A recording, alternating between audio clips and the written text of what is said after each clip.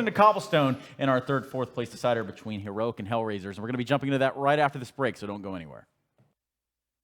CS.Money, a new service for trading your skins. Tired of all the skins piling up in your inventory? With CS.Money, trading got faster and safer than ever. Now you can just sign in to our website, choose the skins from your inventory and those you want to get from a broad variety. Confirm the trade and rejoice in your new skins. CS.Money, the best service for trading your skins. E-gaming bets, online betting for every esports fan. Dota 2 and Hearthstone, CSGO and Overwatch, StarCraft 2, the choice is yours. Express bets for multiple matches or live bets on the game you are watching right now. Know your way around Dota 2, make a prediction for picks and bans. Playing CSGO, guess the number of rounds in a certain match. Daily quests for all participants and all the best choice of payment systems. More than 600,000 users have already made their bets on the spectacular matches since 2011. EGB.com. You know for sure who's gonna win.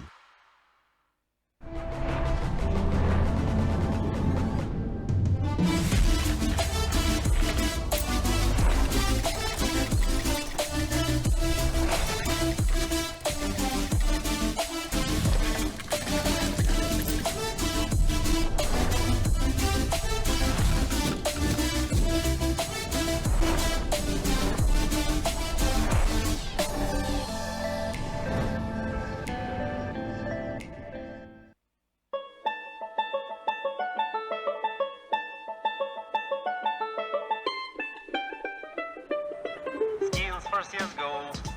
Boys, skins for CSGO. Skins for CSGO. Cheap and expensive. Exchange skins, boys. We have cheap, we have expensive. Come here, boys.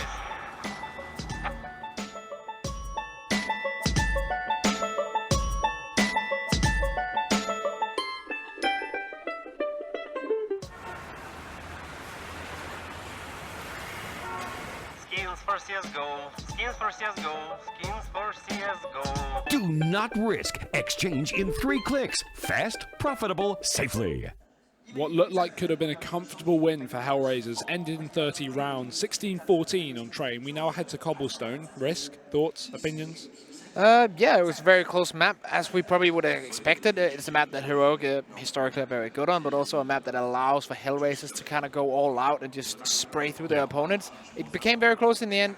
I kind of thought we were going to OT. Heroic didn't really make it in the end. They tried to do the grind out of specifically 2 tries in that first half and in that second half, but they just mismanaged it and ended up missing 1 round in the end. 16-14 was going to be the result, and that's going to be us moving on to cobblestone, where I feel like an even bigger advantage will be had by Hellraisers. For sure. And the crazy thing is as well, this is a series where if Hellraisers do manage to somehow lose this map and we head to Inferno, we then are in a whole nother story, a whole nother beast, as Heroic are definitely a strong team on that map, and they could most certainly take it away from the other team. So moving into this one, while we'd like to think it should be a comfortable win for Hellraisers, there is some pressure on the line. There is the little thought in the back of their mind going, okay, if we do lose this map, we're going to be in a lot of trouble. Yeah, so if we look at the stats for Cobble, that's 6 times played throughout this lineup for Heroic, compared to Inferno, they've played 30 times. That's a big difference in how much structure they're going to have. And this is the lineup, of course, as you see right now on your monitor. The Heroic boys and the interim coach, the mental coach, the sports director of Refresh. Behind them, that's Kasper Witt, former Danish handball champion. And in this tournament, of course, we talked about this. He cannot give them anything in-game, but he can give them a lot motivation-wise, and also thinking about how you can make the communication work, because we saw communication issues on that train map. For sure, there were some issues. Again, I mean, we looked at that round where Fates was actually flanking down main with the demon. He managed to not only kill Yugi in main, but also finish off a second player towards the electric box, and that should never happen. He was allowed to wrap because Heroic just didn't communicate properly. They didn't realize that he was flanking for some reason. And yeah, just mistakes made. And that did end up in Heroic losing that map as well. We talked about after the game, we were saying, okay, this should have been a closeout at 16-9. This should have been it. Hellraisers should have closed the game, and then we saw a sloppy round from them, and that overfight in the post plant where Devfox then whiffed the shot, and we go into the start of a comeback for Heroic, which only fell apart at the end, which has of course got to be a little bit tilting. But as you say it yourself, the interim coach hopefully brings some hype, brings some motivation moving forward for this team. They're definitely going to need it. Yeah, you saw it just there when they had the huddle and the end of the huddle where you kind of yell out. Usually in Danish we just yell victory, and that was from reading their lips. That was exactly what was going on, and it's nice to see Casper come in there and give them some more hype, because these guys, of course, if you look at them, they're going to be a little bit more quiet than, let's say, Device or someone in Australia who's going to be yelling out at all points. Snappy's not an in-game leader that has a lot of voice to him. He's just going to be calling the information that he thinks is needed for him to call. He's not going to be yelling if there's no need for him to be yelling, but other in-game leaders will be yelling all the time to get everyone hyped.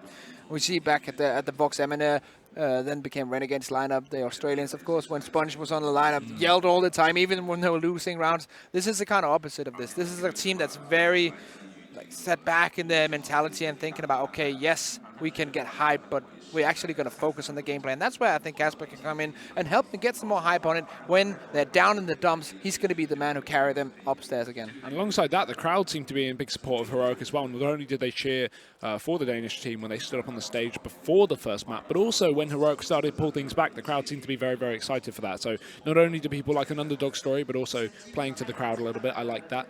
Get some mental games in, but Hellraisers don't seem to be too phased at all. You can see the face of Angel is a face that doesn't care. Looking very, very casual. He's wanting a high five. He gets it. What would you say moving into cobblestone is going to be the biggest weakness for Heroic, or at least one of the weaknesses? I feel like the way that Angel and the team from Hellraiser can kind of disrupt strategies. So if, for example, if we see Heroic on the T side, that was something that Jakob talked about as well. If you can have great execute, take map control in the beginning of their round, especially towards that B bomb side, that's very nice. But I feel like Hellraiser is going to be a team that on the CT side, when we get there, are going to play very aggressively to try and disrupt that T side execute before the execute actually happens. But we're going to have the knife round to decide where these teams are going to start before we can talk about all that. Of course, Cobblestone, if you're just joining us, hello and welcome. Let's see. Comes out on top here on the knife. Looks like it's going to be Heroic. And the question is, will they be staying CT or moving over to the C side? I would probably expect them to stay here on the CT side, as most teams do that. Yeah, again, I'd say this map is, at the moment, at least looking a little bit T-sided. It will just come down to preference at the end of the day, not only match up who you're against, but who you are. Some teams like CT, some teams like T, so we won't look too deep into it. Again, this is a map that we don't see Heroic play. This is a map they always usually insta-veto. The only reason they haven't for this series is they've got rid of Cash, which Hellraisers destroyed them, and more specifically Issa destroyed them on 16-8. Yeah, in this exact event, 16-8 as you say. So it's always going to be a difficult one coming in as two insta-bans, and I'm surprised that Heroic, I'd say off the top of my head, Heroic are the only team of this level, I guess you could argue, that actually have two insta-bans, and I mean like two maps they just don't touch. And it's a very common thing to talk about map, like what do you say, in the map veto process, how deep your map pool is, and Heroic is one of these teams that rely a lot on their firepower and not actually on having a good map veto and a good map pool, where you can look at a team like FaZe, for example. Kerrigan says every single time he has to build a new team, his focus is to play every single map. Yeah, I mean, some of them poorly, but at least have some standard on it, so you're not in a situation where you need two instant map vetoes. That's the reason why that team was slow at starting, at least Kerrigan said, when they originally weren't top of the world. Now they are. But either way, we're into the pistol, and Yugi is kicking things off on the B-bomb sides. Hellraiser's playing fast towards a drop down. One player left on the plateau as the first one has been dropped. That's Angel. 0 to follow, and S-Tag just ripping them apart. Yugi as well follows up from the statue, and Devfox is now alone. He has the bomb in a quick trade with some damage done onto more players, but that's going to be it. Mori finishes off the job. And this is the individual firepower we were talking about. That yes, it is on Hellraisers, but it definitely also exists on this Heroic lineup. Yugi, long-range USP, almost like an open this kind of scenario. He just picks them apart in his attack. Once more, one of these players that if he comes up and delivers an above-average performance, that's going to help the whole team spur into greatness. A nice pistol. I actually really like the flash timing coming out of Hellraisers, but two crucial players missing shots as they were going into that bomb side. And if you miss those shots, Heroic is just going to be able to tear you apart. Yeah, some nice punishing there from the Danish side as now Hellraisers go for that force buy. No bomb down. So they go for pistols, they go for armor, and some utility on Devfox as well. Nice to see. Will forfeit the Kevlar, but at least they can go for this execute. Just got to be very careful he doesn't get picked up, because again, if he dies, that's a smoke dropped over on the floor, of course, but that's it. Should be Molo on stairs, smoke maybe towards highway, and then 2 flashes as they enter if they want to go for the B push. Right now, Angel is making noise towards mid, or not really making noise, but at least trying to see if he can sniff something out. The bomb is still dropped, so they're waiting for this. Actually, one flashbang coming in towards drop, but no one's going to go in there. Yeah, with Angel actually getting deep mid control, they're going to commit to this. You can see already the players fallen back from the plateau on B, looking to maybe rotate towards this other side of the map. They hold on to A for the time being, but the bomb is going to be the biggest issue. Again, we saw this kind of not punish Hellraisers, but could have punished Hellraisers when it came into their T side on train. So they will go back and get it, not wanting that to be an issue moving forward here. It's going to be the A split, so no B action for us this time around. With the smoke coming in, of course, in this situation, you want to have that smoke for the connect across. Molotov maybe towards the back of the bomb side, or cannons and flashbang as you enter to get into close range proximity with those CZ-75s. Let's see, smoke coming in for the connector. Here we go, flashbangs as Snappy gets that first one. Angel held back for now. Yugi long range as well, gonna get it done. Yeah, nice work with the M4, just gonna completely mow them down. 4 kills, shut down onto the pistols of Hellraisers. They'll find nothing. Yeah. It's a clean round. Talked about putting that Molotov down towards the back of the bomb side. Maybe they should just put it down exactly where Yuki is, because he was able to shred them to bits. As he takes his 6 frags, 6 to 0 deaths with 1 assist in the back as well. Very nice start from him. Also, one of these players, we talk about confidence so much, and with an AWP, with the type of personality you have to play that AWP role, confidence is so important. Yugi starting up 6 to nothing, even though he hasn't had an AWP yet, is very important when he gets into that first AWP duel. Especially when he struggled as well in the early stages of train. Yes. It was one of the reasons we saw Hellraisers go 6-1 up. And obviously, while he did pick things up towards the end, there were quite a few rounds where he gave up chances to get that kill that he didn't, you know. So Hellraisers exploiting that, but as you say it yourself, Yugi, hopefully, when he gets on that AWP in a few rounds, he'll have some confidence. But it's fast towards mid, full Glocks, no investment, not a dollar spent for Hellraisers, and they'll already have made a net profit, $300 up to 0. But it's Yugi again with the M4, a nice quick trade with 2 kills. The weapons picked up, it won't find anything more. Hellraisers, 2 frags with full Glocks, not too bad of an eco. A nice throw over from Modi, actually taking that M4 and dropping it to his teammate who wasn't going to be able to reach the M4, and then he went for that M4 grab just to get that in the nick of time. All being thrown over. That's what we were talking about. I can't wait to see this from Yugi. This is going to be very interesting. If he can start things off, if he can get that confidence in and find that first pick going into this buy round, it could be things starting to fall in place for Heroic. I would like to see him peak aggressively right now. Yeah, let's see if that's going to be the case. Catch out this T side. So we're stuck right now with his attack. We're going to go in for Yugi, and he's taking that aggressive peek towards T mid. If anyone crosses towards long, he would have seen them, but they're not going to be crossing just yet. Just taking positions for now. If they still don't know he's on this AWP, well, they can be aware of the potential, especially with the damage he's done, the kills he's found. They don't know just yet, although they know Modi's up. He's already found a frag onto DevFox, taking that first kill, and already Heroic man up. That's a CT side disruption I was talking about in the introduction for this map that you can do when you're on that CT. I expected Hellraisers to do it, and I expect them to do it when we reach that CT side for them, but that was the instant boost coming up, taking out DevFox. Modi with the kill, and a nice start to the round on that B bomb site. Looks like Hellraisers are setting up for the B execute. 2 smokes, 2 flashbangs and a Molotov. Yeah, drop down conceded though. Heroic give up control, so Hellraisers will take it, and they'll make noise as well. Push in for Modi. He looks for a second kill of the round. He finds it. How's it not been traded? 0 dead as well. Modi finds 3 frags. It's a shutdown on the B bomb site. Hellraisers yet to find a kill. Yugi's not even shown the AWP, and it's just going to be almost flawless. Fate's left to trade as he does find one, but with the flank from Snappy and the double peek from Nico, the round is over. This is looking very dominant, even though we are only in the early parts of this map, but always nice to see Heroic.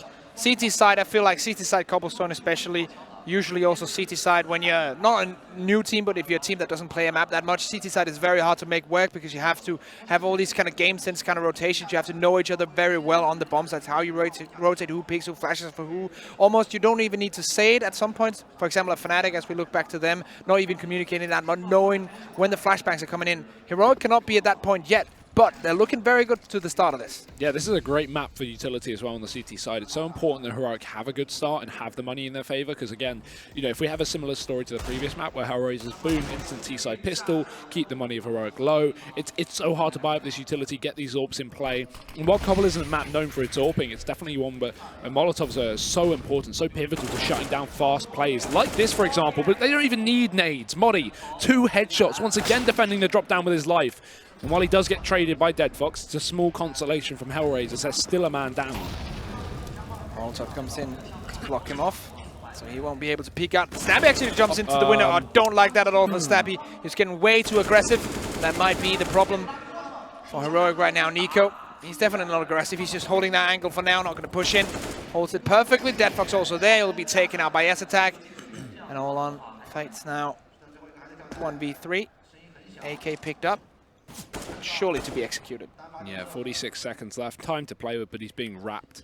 Nico's coming in from the backside, and Estag just still holds on from this plat position. They actually give him control. They allow him to take a position outside of this doorway. That's why Estag's not peeking, because Nico's playing a bit of an off angle by the tree. Fates knows it. He's trying to bait out a shot, but that's a good angle from Nico, because he's not exposed while he's wall of bangable. You can't actually see he's there behind the tree. So Heroic, another round in. Hellraisers get a bit of damage off, a couple of kills here and there due to some mistakes made by Snappy, for example. But in the long run, it won't really matter. It's 5-0 for Heroic. Hellraisers yet to get a T-side round. However, here's the buy. Here is the buy indeed. Hellraisers get full utility on almost every single player, only missing one smoke, I think, in the end. Zero not getting the double flashbang in the end. Okay. Dead Fox is saving money. He's not gone for a smoke when he has cash left to play with. I but feel like he's saving for the AWP. I don't feel like Zero should be saving money in this scenario, but we're going to see what he's going to use that on later on. But I definitely agree. Dead Fox should be saving so that he knows he can get an AWP later on in this game. For now, they're throwing a lot of utility out on his T side, but no execution happens just yet, but here we go. Burst in, S-Tag again. It's not Moddy this time. It's a different player, the man who stepped up so far this tournament. And he does do so again. One frag, but it's traded as it's a burst onto the B site. Nico's called out of position, and Heroic limited to 3 men. Yugi's still here with the AWP. We've already talked about confidence playing a factor, but he's just going to get sprayed through the wall, dropped by Angel. Didn't even get the opportunity to peek. And as Moddy's already fallen back, Snappy's still taking frags, or at least trying to. However, he's dropped by Fates, and Hellraisers have the bomb site. Yeah, it felt like Nico's hold there was not good enough whatsoever. No. In that position, he's not going to be able to take 3 frags, but he's going to be able to at least take 1 for 1 and win time, or 2 for 1 and just die straight off.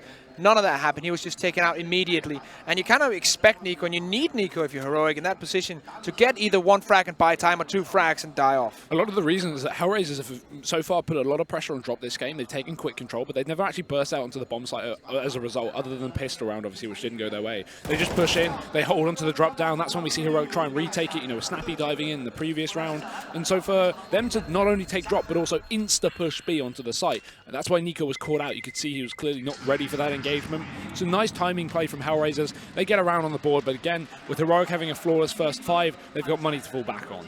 Yeah, of course, you could say that he's not ready for that, but let's be honest, when you're playing against Hellraisers, a very explosive team, you should always be ready for them bursting onto the bomb side at any given point. So him not being ready and him not being able to take anything out of that duel is not very good for Heroic, and not a good sign as we move on further into this game. We will have the AWP on Yugi once again at Fates with his own. Yeah, and Angel, fast into mid. Got to be careful, Yugi's there, but the smoke's down. So no quick peek from this T side. Well, they are aggressive. I don't expect them to run through this smoke, although S-Tag's doing the exact same on the other side of the map. He's held back by the smoke blooming. Dead Fox won't find that pick. As Hellraisers, this is such an important round. They need to pick this one up. Things are going to fall apart if they don't in terms of money. And while they did keep plenty of players alive in the previous round, it's not going to be enough to allow them to fully buy up with this AWP, with these rifles, even with Dead Fox holding on to cash. And that's a big surprise as well. He held on to cash, but it's Fates to pull in the AWP into this buy. It seems to be, at least on the previous map, Fates on the AWP on the CT side, Dead Fox on the AWP on the T side, but that's not showing to be the case right now. Talking about sides as well, if you look back at yesterday, I was Heroic getting a lot of rounds on the CT sides of the map that they played. This is the same case. They're starting out very well on the CT side, so Heroic just really liking that way that they can just wait and see what the opponent is doing and then countering that. And I felt like with the mid-round calling a Snappy, that's perfect. That's not something he's very strong at, but it's something he's been growing at in the last couple of months. Of course, since Heroic was created, Glaive was the mid-round call and Snappy was the IGL. Now Snappy's actually doing both things as far as I'm aware, and he's growing with that kind of role in the last 6 months. Nice position from Nico, playing the tree, but it's usually held towards plat. This time he looks to drop as S-Tag supports those stairs. Nico holding, an Angel bursting into the connector. He's going to go quick, but it's already kills coming out from Nico. This position is perfect, and he's landing every shot. 3 frags, Moddy supports, and it's all going to be onto Fates. I think we've had a little crash here, maybe some technical issues. He's tabbed back in. So it's not an issue just yet, but there's only 15 seconds left, so he's got to make a play. Heroic are giving him control towards the bomb site, but with the flank coming out from long, he couldn't even find the bomb. This round is over. This is going to be a hard one for him to win, actually. Gets a plant. Okay. He has a smoke as well to put down. Good thinking from him. And that means he can wide peek the other angle or switch up his position behind that smoke. Oh, there's a gap. But he's going to use that. Oh, that's so close, actually, to him getting to use that gap. Now peeking up towards Yugi, and he's going to be taking him out. Modi from the back. So even if he got the frag onto Yugi, Modi would have exchanged that seconds after. You see he tabbed out. That's why we've got to pause. Something's obviously gone on here for Hellraisers. Yeah, I hope that didn't play too much of an effect into the round in terms of him tabbing out in a gunfight, for example. Modi actually shut down that, S-Tag shut down that B plateau push. But it was Nico mainly doing the damage from the from the stairs. Tree. I got there in the end. Yeah, it's just words. Just words. It's not like it's our job to speak them. Don't be silly.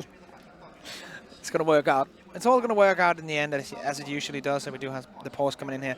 We talked about this could being a technical one. Let's see here. Yeah, I think it's, if it was just a tab out, which it looked like on the camera, maybe it's not an issue. But tactical making sense after the reset, right? Because they get the bomb down, but look at the disparity between players like Zero with 2600 and then players like Dead Fox with 5k. You know, they will buy for sure, but it's going to be people like Zero who are really limited. Either he goes for a UMP with a full utility set or a CZ, for example. At this point, I would much rather like him to go for a C set. But we're going to see here. Yeah, sorry. Man, it's going to do. If he wants a utility. Yeah, exactly. And that's the thing I like with Hellraisers, that they are commanded by Angel, and even though, yes, they're playing a loose style, they have the players, let's say, an Isa, and now Fate's coming into the team, that needs that loose style to be able to function and to be able to get into position where they can get wins. They also still have that commandeering in-game leader that's going to say, we need utility to do this execute. Yes, you need to win aim duels as well, but we need the utility to put down these smokes, to put down these molotovs, and they are constantly thinking about that. They're not running out of utility. They're not forgetting that they need to buy it. Some teams, even though it sounds very basic, some teams actually forget that they need utility, and they'll just be in around, oh, I don't have any money anymore. I'm going to do AK armor only. And that's a big, big mistake to make. And you need every single thing that can help you here, and Hellraisers are getting that. Especially like a map on like on a map such as Cobble, where utility is important down towards that B bomb site, or even just the A executes. We see a lot of wall of smokes over towards A. The Hellraisers, they're putting pressure on the other side of the map, at least for the time being. With players down on here, we've got A control, but it's passive. And Heroic with a 3-man setup, they're going to pre-rotate Modi into position, so that gives up the connector, and that actually gives up the drop down as a result. Look at this passive play from Heroic. This could really come back to bite them. It's a push into B. Nico's on the AWP up towards long, the secondary, at least for this round, although not usually, but he does start things off. Good kill on top of the smoke. Heroic, they still don't have drop down control, and Hellraisers haven't even realized it yet. They've started to take connector, but they've got to watch out because the bomb's rotated. They're looking to split towards A. They're about to walk into the stack. It's going to be all on Snappy here to stop this initial push. When he sees the bomb here towards mid, the first player with the CZ 75 probably going to beak it. And that's going to be Angel wrapping in from the back. They're not covering it at all, and they should have this one under control. Ow. But Hellraisers are just being gifted this bomb site. Modi has to clutch it basically on the back of this bomb site. 9 seconds. What? They're not going to be able to plant it? Oh my god, they kill him in time. They're going to be able to get the bomb down on the site just in the nick. Ooh. It's all onto Modi at the back, but he peeks out way too aggressively, maybe expecting to get the bomb down when there were 10 seconds left, but they were so slow to the site, and as a result, he overfaces, he tries to go for the fight, and I barely blame him. That's such a mistake in communication from Heroic. That setup was dreadful for the connector play, but you'd like to think because they had 3 players on the A bomb site, they would be able to shut it down, especially with 2 moving out through middle. There's not a lot of trade potential for Hellraisers, but Heroic, just a messy round, a messy setup. And we instantly see the pause being called by Snappy after this round. Yeah. He knows that there are things that has to be fixed because that round cannot be allowed to happen twice. If that is allowed to happen twice, not only are they going to lose rounds, but all the players are going to doubt themselves. They're going to think about, okay, I could be wrapped on the back every single time, and then they're going to check 2 angles instead of 1, and then they're going to be wrecked by the first angle when we get there. So it's a very, very important thing to always have that communication on point, so you're not afraid. You always trust in your teammates to have the other angles. That way you can only focus on one duel. Big, big mistakes. You can see they're just going to take this short pause to calm their nerves, because I'm sure that was a round of many mixed communication. It was a nice attempt from Hellraisers, but you could see with them giving up the connector, they're expecting a lot of pressure towards B, not A, obviously, as very uncommon for you to run a triple A setup without any information towards connector. That's why we had that wrap, and we had that player up. I think it was Yugi with the AWP on the balcony. Just you're having to go for a no-scope up on balcony because they're split into your behind. Like, he should never be put in that position. Of course Yugi misses a shot. That's not his fault. He's in that kind of setup. He shouldn't be getting flanked. He's Norpa. So Heroic Definitely need to go and fix the setups moving forward. And this is what we talk about when we say this is why they don't play this map. They don't put a lot of time into cobblestone or cash, and they're going to struggle. And also we could see on the body language of the coach behind them, or not really the coach, but the guy behind them, and Snappy in general, they were trying to just take it down a step. It's not going to be so hectic, not going to be so frantic, and just communicate every single time so we know exactly what we're up against. I think that is one of the big problems, especially when playing a map that you don't play that much, that you're going to be very frantic, very hectic with your communication, because you always think about, oh, I'm not exactly sure about what's going to go down. I'm going to give all this information so my teammates can react. And sometimes you're going to give too much information, and that's going to destroy the whole thing. So they need to slow down a bit, Heroic, and not be so hectic. And that seems to be the name of the game as we go into round number 9. Snappy holding it down with the UMP-45 as 3 players are getting closer to his position, but of course they got to clear out mid first before they reach his position at stables. Very, very methodical for Hellraisers though. Complete change of pace from that quick drop-down setup. It's going to be Dead Fox just down towards B, putting pressure with the utility. That keeps 3 players here, and that's good because 2 of them are deep into the site as well, so these rotations will be a very, very long way for the CTs as Hellraisers are starting to make presence. Nice duck, but it's not enough. Snappy grabs the kill, now he's low. Can't fall back from this position as they've already wrapped their way up mid, so as players like Zero can just wallbang him out of position. Yugi, nice position in the smoke as well. He grabs one. Dead Fox not going to be able to catch him, but assists to stop him from retreating to the bomb site. 3v3, Heroic have rotated in. And they are waiting for the long flank to come in from S-Attack before they actually commit themselves completely to this. A few shots, warning shots fired off by Morty here, but now the bomb goes down. The flank comes in from mid, and now they're ready to retake. Yeah, I don't know if Hellraisers are aware of this mid flank. They're actually going to hear it. Dead Fox has some information now, so he can pass that on to his team. As they wait for this push to come up, he needs to watch both angles. Modi up on top of the balcony, and S-Tag on the long flank. It's all timing for Heroic. Who gets the first kill? It's Modi. No trade coming in just yet. Dead Fox caught out of position. He turns back around, shot in the back, and Fates now left the clutch. One shot coming in, but he's wallbanged. Needs to play behind the pillar where bullets cannot penetrate. As he waits for Nico to get close, he's not going to expect him with the USB. Just wrapping as Fates pulls out a pistol of his own, and no one's hitting shots. No one's connecting that final bullet. Nico runs out of ammo, and it's Fates to find the round. Hellraisers with 2. And while he reacts to grab his teammates and high-five them, he goes down to the bomb, but the round is all that matters. Risk. Nico whiffing a lot of pistol shots there. And you could also see Fates was ready for the fact that he had the Molotov to put on the bomb. So even if Nico wouldn't have faced there, I agree with the decision. Like, from him to go and face that door was the right choice, because he didn't know that Fates has a Molotov, but in general, but he just whiffs those shots. So in that situation, the only thing Nico has to do, or can do, is hit that kill, and he doesn't, and that's so bad in this situation. And Nico will be kicking himself, not only just after this round, but when he watches his back, when they're doing VOD reviews, when they're doing demo reviews after this tournament. That's going to be another situation where Nico individually thinks that is not up to par, and that is not what he expects. He has a lot of high thoughts, and they're actually like well argumented about himself. But when he misses shots like that, that's just not up to par to what we usually expect. Fates has been good with this AWP though. Inconsistent, but good. Been showing a high skill ceiling, at least this map. And he holds on again towards B. It's going to be Nico with the Deagle. Got to be careful on the plateau. We have a lot of pressure here from this T side. 4 players. Once again, pretty much the same setup from Hellraisers. They're going to, oh sorry, the opposite setup from Hellraisers. They have 4 players towards B and only 1 on the outside of A. It's 0. As they've taken drop down again, they don't burst the site. They play slow. Modi moving back into position and fully flashed as Angel dead. CZ takes the kill, and that's the issue. Angel was in there alone. There was no teammate to support, no teammate to trade. And Yugi jumps in through the back as well. Great job from Heroic. A 5-on-3 taken, but again, they're still limited in the weaponry. The coordination lacking completely there for Hellraisers. Yeah. There should be no way that Heroic can come in and get basically 2 free kills on the back of pushing different angles. There's just no way whatsoever. Hellraisers messing up big time here towards the drop. Now it's a 3v5. Coming in towards the B bomb side, so it's a 3v3 effectively on this bomb side. With 2 rotates coming in. Dead Fox needs to open now. Yeah, Nico fully blind. That allows S-Tag to peek in, and peek in he shall with 1 kill. It's traded, and Nico still doing damage despite being blinded. He finishes off the round. Heroic with 7. What a messy round from Hellraisers, as you said. And they'll find it on a force buy, a mixed buy for the CT side. Very uncharacteristic from Hellraisers to not have those angles, not have each other covered. Those 2 players and drop, actually the second one dropping a bit late and not making that work at all. Heroic being gifted free frags in the beginning, and yes, Nico's nice 2k on that plateau, that is good and all, but it comes off the back of a round where they're already leading 5-3 in men alive, basically. So, yeah, it's nice that Heroic can restabilize like this, but I have to feel that was a round that Hellraisers basically gave them for free. Yeah, and now they're going to probably give them another one for free with these pistols coming in for the T side.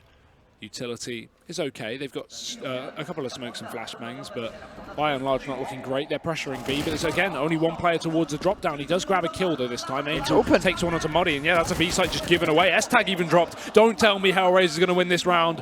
It's only Nico to defend it because the other CTs are too far away for the rotation. He hasn't been spotted yet. One kill. They come in close through the smoke, but it's a trade from Zero. Snappy even comes in as now Heroic. They've just got to bound into the bomb site through the smokes, through the setup from Hellraisers, and Snappy pulls it back into contention. It's a 2-on-2 now. Hellraisers, they try to back off as they've only got one weapon player. That's Zero. Dead Fox unable to get damage done, and Zero so low. A second kill comes in. It's him versus Yugi. Utility in, but it misses. It won't force him out of position, so he gets a second chance at life. Yugi has to jump on the bomb that is planted for Zero, but he's spotted. And while Heroic will win the round, Hellraisers put up a great fight with what limited weaponry they had. Yeah, nice from Yugi to win that last duel, and Snappy definitely doing well with his 3K, but Zero in that chance. Should have had the round, and they will get some money out of this, but not enough to get the full buy. So of course for now they're just going to be sticking on to a couple of pistols, maybe CZ75s and a couple of Desert Eagles, but definitely not buying up completely. They're going to have the full buy next round, but Heroic, the opportunity to get on 9 here as they have a full buy. Snappy once again on the UMP, up on Yugi, full utility and everyone. Yeah, looking good for 9 for Heroic, very potentially at least. This is a far stronger map than we would have anticipated. Yeah, they are usually strong on CT sides. I'm going to wait until they get that T side to start to get hopeful for a third map, but it's definitely a good start. I think the issue is maybe underestimating Hellraisers. Yeah. Again, they went for this map, they just thought the back of Heroic vetoing Cash, which Hellraisers would have been comfortable on because they've already proven to be so, but okay. All right, we're seeing something at least. Zero grabs a kill with a Glock. It's Yugi on the back of the A bomb site, but at range, these pistols are going to be useless, even the UMP. Modi's already rotated in to support his teammate, and he'll be getting a frag as well. Bomb drop deep, Issa trading, but again, this isn't really a doable round for Hellraisers. It will be 9-3. Heroic, strong start. This is where Hellraisers needs to step back up and get 6 rounds and then go on to the CT side and play a strong CT side. But as we mentioned before when we started this game, what we needed to see was definitely Yugi coming on point. We saw him get the first 6 frags before he touched the orb. Now he's on 15-4. That confidence is definitely playing well for him. S-Attack on the bottom of the scoreboard, but the way they're playing, he's a 7-7 with 4 assists. That's still fine. If he can step up 10% more when he's needed to in those kind of last chance duels, then yes, that's going to be a bit better. But at the moment, they're not really needing him. They're going to be needing him, though, as this match is probably going to get closer as we've switched sides and we're going to see Heroic on that T side. And I'm still a bit worried for that T side since I don't feel like they have very good execute potential and very good way of taking that map control, since they're not going to be very structured here in Cobblestone. As we said before, they only played this 6 times with this current lineup, and that's not a lot compared to the 25 or 30 times they played the usual maps in their map pool. Yeah. So it's going to be interesting, but still, as we do have this tactical pause, Hellraisers will be looking to go and grab the last 3. If not, then Heroic will have a great outlook after this first half. Yeah, again, 6 maps is a lot for some of the top teams who play less online matches, but Heroic are constantly attending these online qualifiers, so it's really not a lot. They have, like 30 maps logged on some others. Like Inferno, for example, 30 or 40, I think. I think it's actually quite a lot. Yeah, Inferno, they played 30 times and Overpass 24, so yeah, it's definitely... So 6 really is a drop-off for this team, and they're proving to be good so far, but as you said, we're early days into this early days into this map, I guess. Second half is close approaching. Hellraisers need to start now if they're going to start at all. This is the pop flash, or really just the flash in general, in towards Long. This time it doesn't really work out. Snappy's actually ready, but he does lose that duel. S-Attack in a great position, doubles up, and that was what I was talking about, stepping up when he's needed to. We'll take 2 for 1 for now and give some position or give some information about what Hellraisers were doing as he was spotting down towards mid. But now the T-side can slow down because I know Heroic are going to readjust due to those picks coming through. It's a 3-on-3, so more commonly than not you would see a double B setup, but Heroic are playing passive towards the connector. That's Nico just sitting inside the doorway waiting, and he's actually going to begin a rotation as well. Not fully committed towards going A. He's sitting close, 30 seconds left. Pretty much as soon as the next player is seen, Heroic are going to full rotate because there's not a lot of time to throw in a fake. And while there's utility down towards B, again, this could just be a fake player, and that's what Heroic are expecting. Dead Fox dead to Yugi, so Nico running away, but he'll hear the footsteps up through mid, and so will Modi. So now both players need to begin this rotation. Fates has grabbed a kill, so it's traded back into a 2-on-2. Bomb can go down the site, and we're seeing a very similar situation as well. The post plant will come in, we have Fates back up towards long, shot onto Nico, so no pistol antics this time, and Yugi running back in with the AWP. He needs to be quick. He does have a kit to work with and knows exactly where these two players are. The Hellraisers, they hold the crossfire. They don't peek aggressively. Fates just waits in the angle, and Yugi's about to sneak into the shot with the orb. This should be it, and it will. Finally a round. This was so well played, apart from the fact that Fates got 4 kills. Yes, that's very nice, but the way that they played this. So basically what they do is they throw the connector CT or the connector smoke from long after they've got map control over there. That drops down, they do nothing. Then they push one guy towards B plateau to kind of sell the fake. That keeps the CT players on that opposite bomb side. That means that they can go in and just go take that map control. Yeah.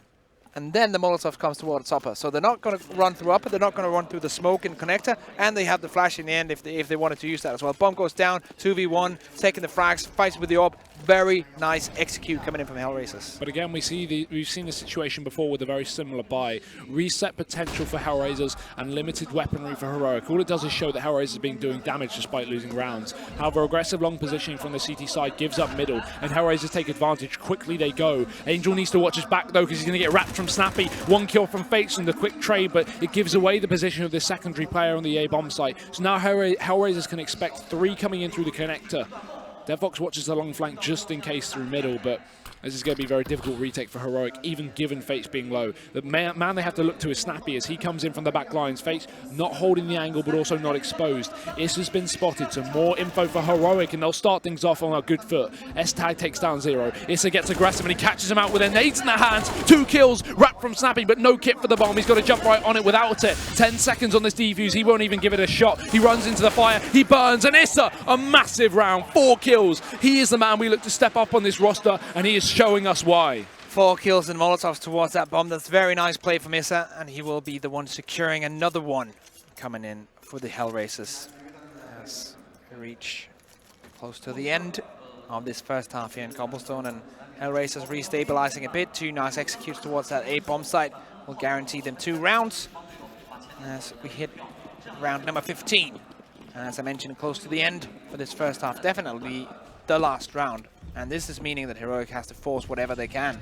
Get whatever kind of pistols, whatever kind of utility they can muster. Ooh, but they already did that in the previous, and now they're just running off of loss bonus. It's literally fumes for Heroic. They throw in a curveball, Modi's boosted, but he's run this before in this map, Yes. so Hellraisers know. This is potential. He just dives in. What is that from Modi? No way he gets away with that. That's off the back of Issa getting tagged from Yugi early in the round, and it was being called. So he knew one player was low. That is absolutely out of this world. How is that even allowed? Insane play coming out of Muddy. Absolutely, like, wrecks them completely, but Hellraisers should not be allowing that to happen, but nonetheless, Heroic's so happy about that, surely. Reactive push, though, up onto A. We've seen this before. Hellraisers have now taking quick control, and while Heroic have the men up for the retake, they don't have the weaponry. AK being thrown over to Nico, but it's the only rifle in play for the CT side. Bomb down, Hellraisers getting into post plants, but there's another kill. Fate's dead, Zero trades, and now it's a 2-man core left of Hellraisers to hold onto this bomb site. More rifles being picked up, an Angel watching the wrong angle, shot in the back. Zero is now alone. There's no way, surely, he can do this. And Heroic, they find 10 rounds on the CT side. You said they needed a 9-6, 10-5 though, it's always still doable for the comeback. Definitely doable. A really nice play coming in from Muddy. I'm still shocked that it actually happened, but that was one of the reasons why they could come in and get this retake in, because they were retaking with such many numbers as they push in towards that bomb site. It's very hard for the T's, even though they are in post plan and having good positions and good weaponry. It's easier for them to get in because they have the numbers advantage. They can just push in from so many different angles, even though they don't have the weaponry. As we are ready to drop into half number 2 of this second map of this 3rd place decider. You can see them in the booths getting ready. Ready and waiting. This is going to be an important pistol round for Heroic. This is a pistol that could potentially lead to their elimination if they don't pick it up. As Hellraisers, they look to try and pull the full-fledged comeback on this second side as they move over to CT. It's going to be the only big issue for Heroic in the sense that they need the setups, they need to know their executes, they need to be ready on this map, because again, it isn't one they play, so when it comes to their T side, they need to make sure they at least have a few basic setups up their sleeve for this round, for this half, as Hellraisers is a default buy. Similar story for Heroic. We have a P250 on Yugi and one smoke flash on Nico. That's enough. They can burst up towards B. That's actually really nice. So Nico buys the P250 and drops it for Yugi. So Yugi now has P250 plus armor and smoke and flashbang on Nico. Let's see how this one is going to work out. They're going straight for the push, and Yugi is the main man to start this train as they go towards this B bomb site. The same thing Hellraisers did on their pistol as well, but this time Issa, he's fully blinded, aggressive as ever, but he's not going to get the kills. Instead, going to be the first frag coming out for the CT side.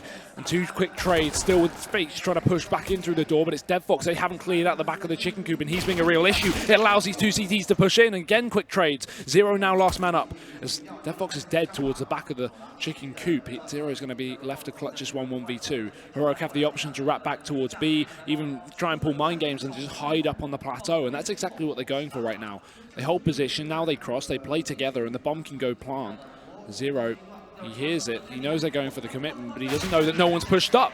Yugi with the frag and Heroic with 11 rounds. This is the comeback, well, not the comeback, but Heroic starting to pull this map into question. This is one of my favorite pistol round strats on the T side on Cobblestone. It's very, very simple. Just put the smoke down towards highway, and then you just all drop out at the same time. You even they even bolster it by getting, as I mentioned, the P250 armor on Yugi, and he gets that double kill in the beginning. Actually, I think it's only one with the P250, and then switches out and gets two with the USB. But he still has armor to P250 to open up that bomb site in unison with that smoke coming down towards the highway. It's just such a nice execute coming onto that B bomb site. And as we could see, even Hellraisers with great aim, as there was nothing they could do. Right now, it's CZ 75 armor for everyone on the Hellraiser side. Nico is taking out 1 for 1. Yeah, so traded instantly, and Angel unable to get stuff done with the CZ75. It's Deadfox now instead, but S-Tag, he's stepping up on his T-half, already 2 kills. Hellraisers decimated here. And this is looking like 12 here for the T side. Nothing makes sense today, Riss. Well, that's how it is sometimes, this thing called life. Yeah. Very cruel mistress for Hellraisers. Right now, yes. Usually, no. They're probably very happy with their life in general, being pro gamers and all. CZ 75 2 times will be saved for Hellraisers, and a singular smoke on the back of Zero, as Heroic will be on 12-5.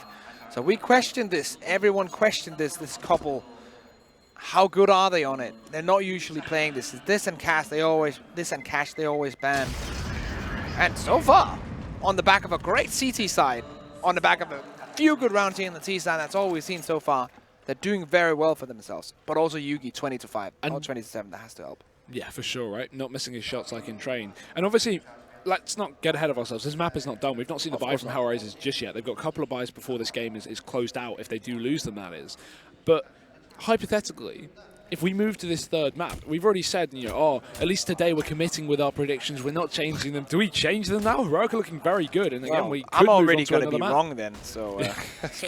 I mean, we both called this as a 2-0 currently. It's looking like a third is possible and probable at that, but I want to see the buy from Hellraisers. We've seen crazier things so far this event. We've seen longer games as well. Bigger comebacks in general. Yeah. As Angel tries his best, but this is not the round where his best try is going to be worth much, as he only has a P250 in hand. I'd rather wait for him to have something else in those hands before I'm going to put my money on his survival and his killing ability. Up through mid, though, with Heroic on the bomb. They even draw back the B control as well. It's an unfortunate setup for Hellraisers. They're only running one player on this site, that's Issa. Well, he's got a very elevated position, so he can spot Modi moving out through mid with that bomb. It's likely Heroic are going to be showing pressure towards long first, and he won't even know until they're out to the stables. Now the pressure comes through, and now the rotation is found, but Hellraisers too late back into the site. As Heroic, they leap and bound in. Modi's already taken control towards the murder hole, and Nico's burnt out Angel, who was on 2 HP prior due to that mid damage. This is a clean round for Heroic, and again, the same 2 saving players for the CT side. Saving that armor, bringing it into the next round, probably not a unwise choice. As this, well, it's post-plant 5 players alive. There's just no way you're going to be able to get in there and do anything.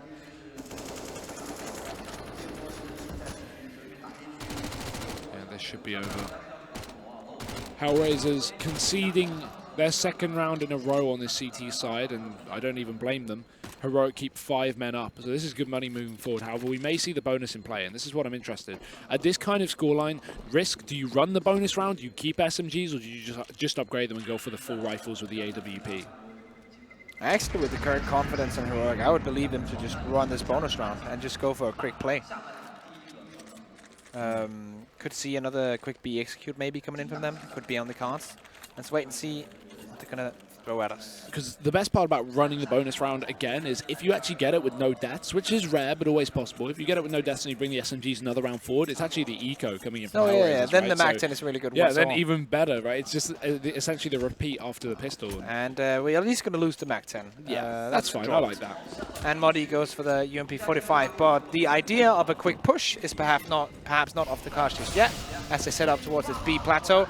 Once more, smoke drops down to drop off, or block off indeed, and that's not going to be Dead Fox in the beginning. Double frag for him. Yeah, shuts down this push as they run through the smoke, as does Issa. Nice work. Really tight angle to control the spray, but he has no issue doing it. Yeah. As Nico is now alone. That's a round for Hellraisers without a doubt. Yeah, what Heroic tried to do there was to throw a couple of smokes that could block off the vision from the CTs, and the only vision that actually is blocked off in there is their vision as they go out towards the B bomb side. That's of course of the initial smoke that Hellraisers put down, and the two Hellraisers players isn't Dead Fox able to spray down through that smoke and just get them 2 by 2 and take the entire team out. Nico, there's no chance he's going to win this now. Has to bring his AK and his head armor into the next round. So we're gonna have 50 seconds now, Hugo, where we're gonna see Nico sitting here holding this angle. He's not gonna move, trust me.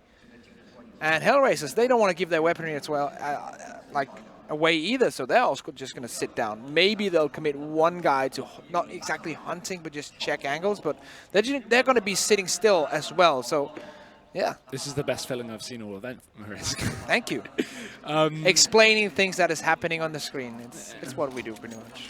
But the thing is, right, Hellraisers are not going to chase. They haven't built up the money. Heroic is still 3 rounds up. Hellraisers don't want to be reset. So, again, if Heroic come forward with the buy, which they certainly will, given the money, and AWP, I'd like to see on Yugi, considering he's been doing so well, the Hellraisers won't be able to run, just yet at least. Heroic have that reset potential. So every man that Hellraisers lose in this round only makes the buy next round more difficult. Yes, they'll have 1,400 coming in on top of what they saved, so a buy is going to be totally possible because they saved 5. But if they save 3, for example, that's when it gets to be a real issue. Oh yeah, definitely. So just bringing all that weaponry into the next one. All of them will be plus 2k after buying here, so economy being built here, at least one more buy in the bank if they lose this. So looking good for Hellraisers, but they still have a lot of rounds to grind through, and you expected and you wanted that AWP coming out. We're going to see exactly that full setup, almost missing maybe one flashbang here or something for Heroic and the AWP on Yugi. This is exactly what they hope for on this T side, this kind of setup. This is where they could bring themselves on 14. Yeah, the fast-paced round doesn't work for Heroic, but this time they slow it down. And it's a good start. Yugi may even catch a kill blinded onto Dead Fox. That's not a good start for Hellraisers. Maybe not needed as well. That's a great shot from Yugi as well in that position. He's pressured a bit there, but he still manages to find the frag. That's the thing though, Hellraisers, they know that Heroic are running a passive setup, so for them to get aggressive and try and take that first kill surprises me, because now it's forcing them to make another play. No. They have to try and refrag things. Nico can just smoke shot as well, and Angel doesn't know the angle at which Nico's holding. He'll move in, but here's a timing peek. Angel, he'll go for it, but S-Tag's ready and waiting. He takes the frag, and they know there's one more there because the boost came through, so Issa, only one before he falls. That's a B side opened up, and while Modi still sits towards A, trying to catch rotations, Heroic, this is their round to win. Yeah, and that's the mentality problem when you lose that opening duel, as we do see Zero just coming in, so let's just hold off for a second. Modi's holding down here towards the mid. As the bomb will be planted, time will be ticking down. Let's see if Modi's actually going to be able to get some frags here. Yes, he will. Yes. He will be taking out on Zero. So to come back to the mentality thing, okay, so basically you lose your first man to an aggressive peek from an AWP and an aggressive peek from your own player, and the mentality usually is, oh no, we got to bring this back, and that's sometimes right, but most times that's the wrong mentality to have. You have to just hold back and say, okay, yes, we one man down. If we stick to our guns, this is going to work, because that's kind of like the gamble addiction theory that I sometimes put out. This theory that if you're going to double down after you lost, you're going to keep losing even more, and then all of a sudden your house is gone, the round is gone, and that's the problem. That's a big mentality problem that exists in almost every single CS player, and with good reasoning behind it. Yeah, but this is a real issue now for Hellraisers because of the money. They saved one gun, and while they had enough to rebuy, you know, on 4 players out of 5 on full rifles, they've got nothing to fall back on. So yeah, they can get. I'm expecting 4 rifles, a UMP. We can see the AWP there as well, and actually has a UMP on 1 player.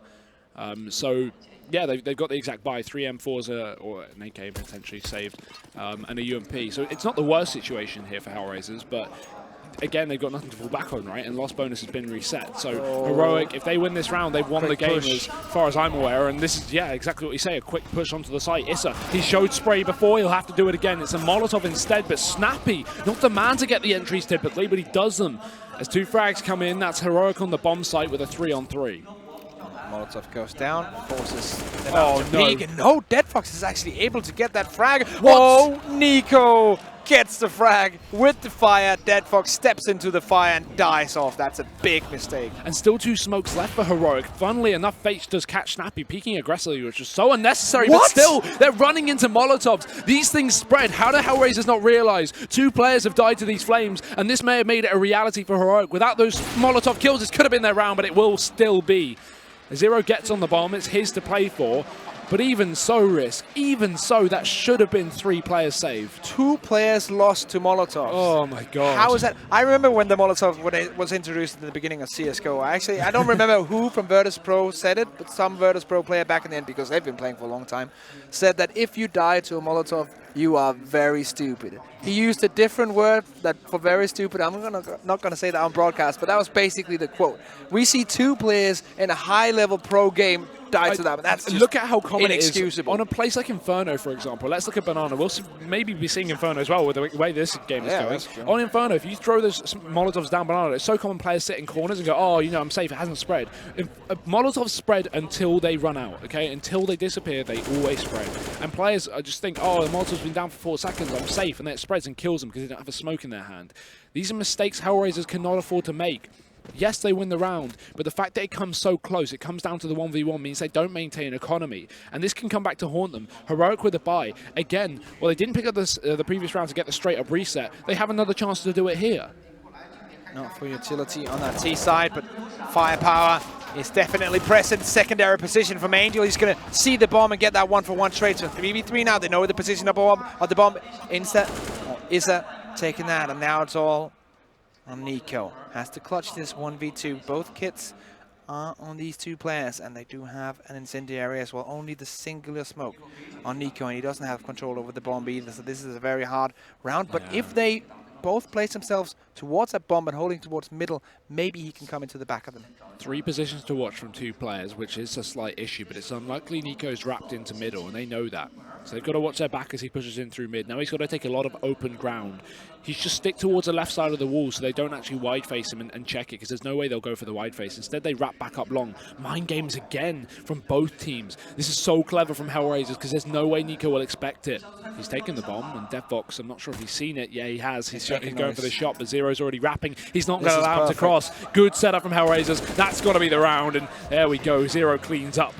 8 for Hellraisers. Slowly but surely, Risk. Step by step. Stupid mistakes being made in the last round, converting into really, really smart plays in that 2v1, making sure that they're going to not even trade it out, just win out the round perfectly without losing anything. So really nice coming in from Hellraisers, restabilizing. But as you said before, the economy is not perfect yet. We still have the 2 UMPs. Heroic on the other side of things will be forced onto pistols only for this one. So Hellraisers should have an easier time here, should be able to get on 9 rounds. You'd like to think, wouldn't you? Yeah, I usually like to think that, and sometimes I get very disappointed. You do indeed, as do we all.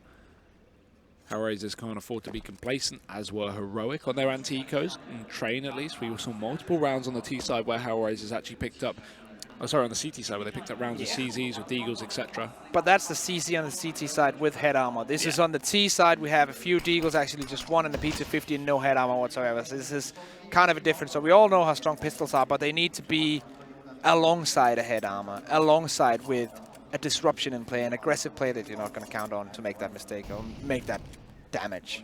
Confident count out from Risk here, and it should be the case, but anything is possible. Zero, he's up towards the A site with support from Fates. Again, Pistols can overrun an AWPing player, and he doesn't have utility to hold off this push. So as soon as Heroic is spotted, there's no Molotovs here. Luckily, Angel's pre-rotated, so he's brought a nice little flaming package of his own. There's 47 seconds left. Heroic going to start to make presence. That's the clip through the side of the APC. That's so common. You see players do that with the AWP. It's a hard angle to hold. Luckily, he lands a second shot, and still Nico's low, so they can start to mow down these players. You're right, Risk. No pistol play today. Yeah, that was, what, 10 damage being done to 0? Actually, 15 is more like it, but it's pretty much nothing in this kind of scenario. Heroic now on money. 5k on Nico. Yugi's not going to be able to get that off because he chooses head armor and utility over it. Good choice in this scenario, I feel like. They're going to have to burst out into one of these bomb sites, and they definitely need all this utility in order to get into the bomb sites, because that's the thing that we've been discussing about Heroic on that T side. In general, their T sides are not that strong on a map. They don't practice or play that much in officials. They're going to need every single bit of utility as that advantage could be the only one that they have. Risk, do you believe 14-9 after the pistol one? See, usually when you ask me, do you believe, that's when a Danish team is not doing well. Yeah. This is the other way around. I'm asking if you believe Heroic can win the game. Oh, yeah, definitely they I'm could joking. right now. But I also do believe that the possibility of Hellraisers grinding his comeback, that's also real. But one thing we do look at when we see the scoreboard right now, like Angel is 7-19. Yes, he's the in-game leader, and usually we make that argument, in-game leaders are at the bottom of the scoreboard. That's not the case for Angel. So him, the captain of Hellraisers, not being in a good position, not exactly mentally, but maybe self-confidence-wise, is a bad thing. Snappy. Did he drop over a rifle? I think he has 4250. He's late to buy. He has 4250. This is where you call out a pause, I would assume. 'Cause that's a massive mistake. Okay. Okay, I'm not sure what's going on. Just some technical issues, ladies and gentlemen. Do sit by and wait up. We can wait for that to get resolved. Yeah. Yeah, I was very confused. I was thinking maybe he dropped over a gun, maybe he didn't have money, but then why did he not buy a P250 or something? Maybe he just pressed the buttons on the keyboard, but it didn't really relate to the server, and then the server just crashed. Yes, that's very possible, actually. The server did crash, so we'll be waiting for that to get sorted out. So 14-9 now. Heroic, known to be Danish, therefore known to choke. I love that has become the thing about Danish teams now. I mean, that's the only quality they have. Danish teams known to choke. UK teams not known even to get rounds. That's true. There's a crux for every single region. All right. I'll give you that. Look, do you see our Chinese brothers on the back of the screen? They have a sick setup. We do as well. But yeah, to continue off the back of that argument, yes, this could be dangerous, and I'm always worried. I'm always worried when VP are playing, because they can always get wrecked by, let's say, a flash gaming in the beginning of this tournament. No, I'm always worried about Danish teams when they come into this scenario where they have an advantage or something close to an advantage, where if they don't really pick up a few momentum rounds, they're going to be losing out. I'm actually mostly worried. That's my life, pretty much, just being anxious. Your heart rate is going to be over the roof. I have a lot of angst. It's not teenage angst. It's just Counter-Strike angst. You drink no Red Bull, but you're still always at 1,000 miles per hour. Your heart beating. You know, that's the problem. It's always going crazy. Not the Chinese Red Bull though, that keeps you awake for days upon time. I haven't tried that. Apparently, not yet. I won't try it. Or maybe tonight at the after party. We'll see. We'll see. See if we can make something. Either way, this is a strong start on the second half for Hellraisers. They're starting to pull things back into question. Up to 9 rounds here. Again, it's only a few buy rounds needed before they could realistically pull this one back into 14-14. Economy, we've already talked about, is very hard to maintain here on the CT side, so that could be one slight issue for Hellraisers. Yes. But as long as they can maintain that, keep man advantages up as they go forward and take these rounds, which they haven't been doing. These rounds have come very close. This could be their map realistically, but I'm leaning towards a third right now. As I said before, I'm very worried about the fact that Heroic having to decide this game on the T side. If they were 14-9 up on the CT side, I wouldn't be worried whatsoever, because they're generally good on CT sides. They're generally easier for them to build momentum and easier for them to get going on these CT sides. But now they're on the T side. We know how fragile they can be there. It always comes down to the fact if they can hit those opening shots. Nico hasn't been on point yet. Yes, Yugi's doing well, but aggressive AWPing on that T side on cobblestone, I don't feel like it's something you get a lot from. On the CT side, Yugi can do so much more damage with the AWP. I don't feel like that's going to be the same on the T side. There are all these small arguments that's still making me doubt this. And I feel like my doubt is very well argumented in this kind of scenario, even though like it's going to sound weird for people to, oh, that's that Dane on the desk who always roots for Danish team, and he's saying that they're not going to make it 14-9 up. That seems very weird. But like, you can kind of see where I'm coming from, right? Oh, for sure. I mean, the amount of times we've counted out a team and then they've come back in this tournament, not even talking about Danish teams, just generally, is insurmountable anyway, not only in maps but also in series. As you said, VP Flash was a great example. I mean, Havu Flash was a great example. Flash is a team that has resilience. But coming into this one, I'm hoping Heroic can close it out just for their sake and because I want to see a third map. But leaning towards their way has never proven to be, you know, at least consistent, I guess you could say. Yeah, there's always problems with consistency in Danish CS. That's just how it is. And actually, to be honest, that is the joke about Danish CS, but compared to how it was, let's say, 1 or 2 years back, it's actually gotten way better. But no one's there yet. But we're going to make it someday. Someday. Hopefully. I mean, you say we're going to make it. You've had the best team in the world. Oh, yeah. We still have Kerrigan. Yeah. We're going to take him. He's one of us. Oh, yeah, we have UK players somewhere, I'm sure. Yeah, Smooyas, I don't know where.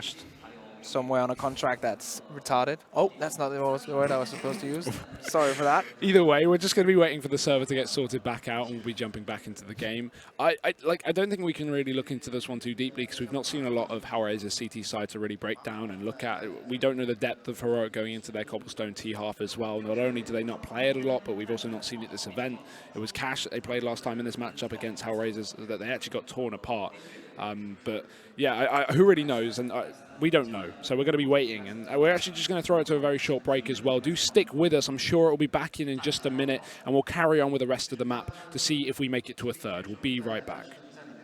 CS.money, a new service for trading your skins. Tired of all the skins piling up in your inventory? With CS.money, trading got faster and safer than ever. Now you can just sign in to our website, choose the skins from your inventory and those you want to get from a broad variety. Confirm the trade and rejoice in your new skins. CS.money, the best service for trading your skins. E-gaming bets, online betting for every esports fan. Dota 2 and Hearthstone, CSGO and Overwatch, StarCraft 2, the choice is yours. Express bets for multiple matches or live bets on the game you are watching right now. Know your way around Dota 2? Make a prediction for picks and bans. Playing CSGO? Guess the number of rounds in a certain match.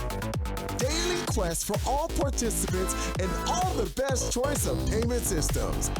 More than 600,000 users have already made their bets on the spectacular matches since 2011. EGB.com. You know for sure who's gonna win.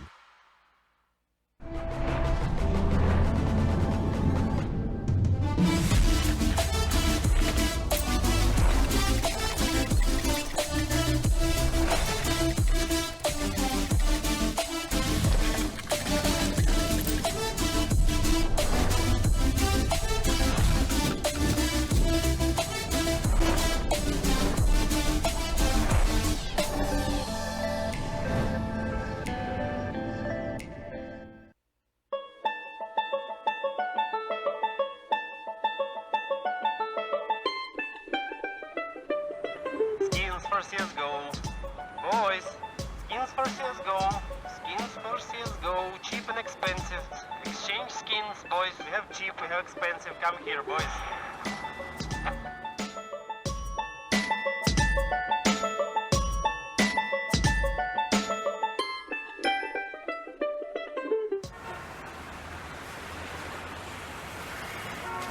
Skins for CSGO. Skins for CSGO. Skins for CSGO. Do not risk. Exchange in 3 clicks. Fast, profitable, safely. Jestem Neo i gram w CS Global Offensive. Volám Karol, ja volám CS Global Offensive. Volám se Zero a hrám Counter-Strike Global Offensive. 我叫 LoveWewe, 我打 CSGO. Ja Bondik, ja grаю u Counter-Strike Global Offensive. A nevem Deadfox és a Counter-Strike Global Offensive-ban játszok. Jeg er Snappy, jeg spiller Counter-Strike Global Offensive. Mina olen Fates, mina mängin Counter-Strike Global Offensive. Я Дима, и я играю в Counter-Strike Global Offensive. أنا عيسى مراد أنا بلعب Counter-Strike Global Offensive. Meu nome é Peacemaker e eu jogo Counter-Strike Global Offensive. I'm Nifty and I play Counter-Strike Global Offensive.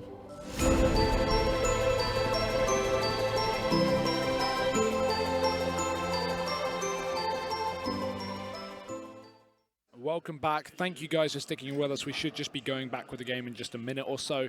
Of course, it's Hellraisers versus Heroic. We're into map number 2. And despite the map that Heroic don't even touch cobblestone, they're 49 up on this T side. We're yet to see too much from them post-pistol round and conversions, and when it comes to buy rounds, it's all been Hellraisers' game. How far do you think this is going to go, and do you think Heroic will finally shut this one down? Yeah, yes, they are up, but it's on the back of a streaky and on the back of a CT side that we know they're very good at. It's on the back of a lot of momentum coming on that CT side. I still need to see them win one more buy on this T side in order to feel, well yeah, complete in my prediction that they're actually going to take this one out. Hopefully we're going to see that very soon as we are trying to get back into the game. But yes, like Heroic, they could potentially do it here and bring us onto map 3. Yeah, one thing to take into account is they had a couple of early opportunities into this half where they lost rounds, but they got 3 or 4 kills and therefore kept Hellraiser's money low. Now we move forward, Hellraiser's starting to build up cash slowly but surely, and as that begins to happen, Heroic's chances to get these early rounds and close out the game before momentum starts to strike against them is kind of falling apart. They were given opportunities. I mean, we saw multiple 1v1s, multiple clutches, and even just a 2v1 just the previous round at least when they wrapped up, Fates and Zero wrapped up towards the A bomb site and stopped the bomb from going down. So that's at least Heroic losing early opportunities, which gives Hellraisers another shot. But it does come down to the resilience from Hellraisers. Can they continue to pull the sweep? Because Heroic have taken both pistols, and if we look back to Train, both pistols went the way of Hellraisers, and so did the map.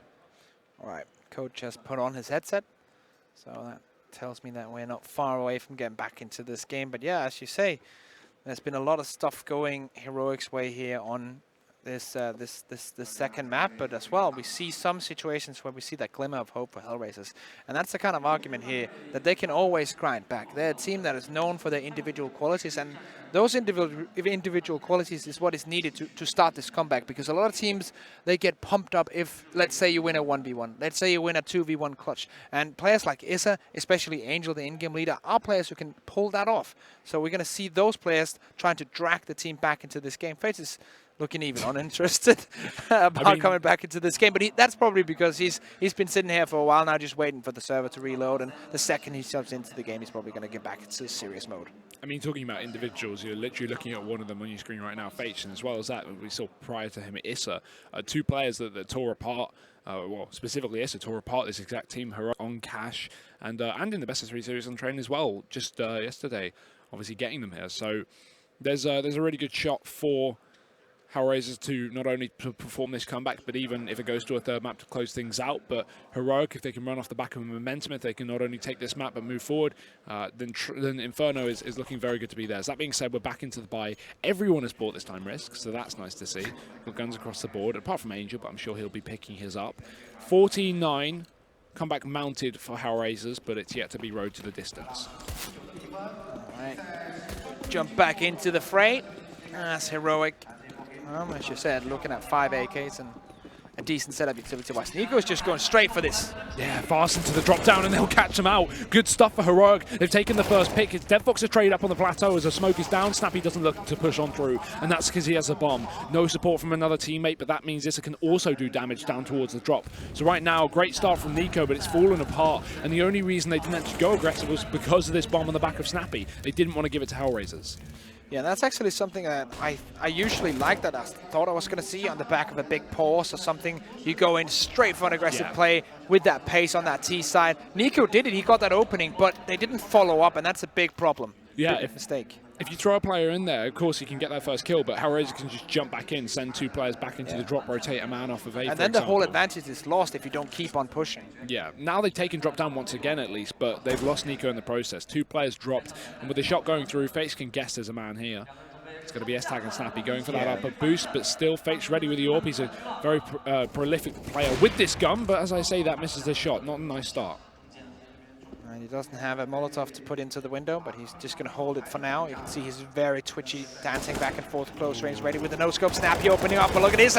Could double up, but he doesn't. 2v2 now. Fates and Zero.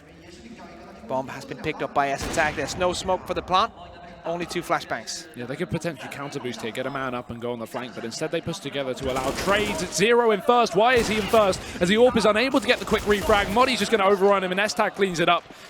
very fast pushing for Hellraisers, and maybe could have done with a little more calculation, especially giving up that position allows a player to push towards the rock. We're unsuspecting of that position. Yeah, far from perfect in that retake. As it wasn't really a retake, but that 2v2 in the end from Hellraisers, far from perfect indeed. Now they will be, of course, buying whatever they can. It's round number 15 on the board for Heroic, and 1 round away from taking us onto Inferno. So what we thought this matchup was going to be looking like was, yes, Heroic, they're decent on train, they should probably take this.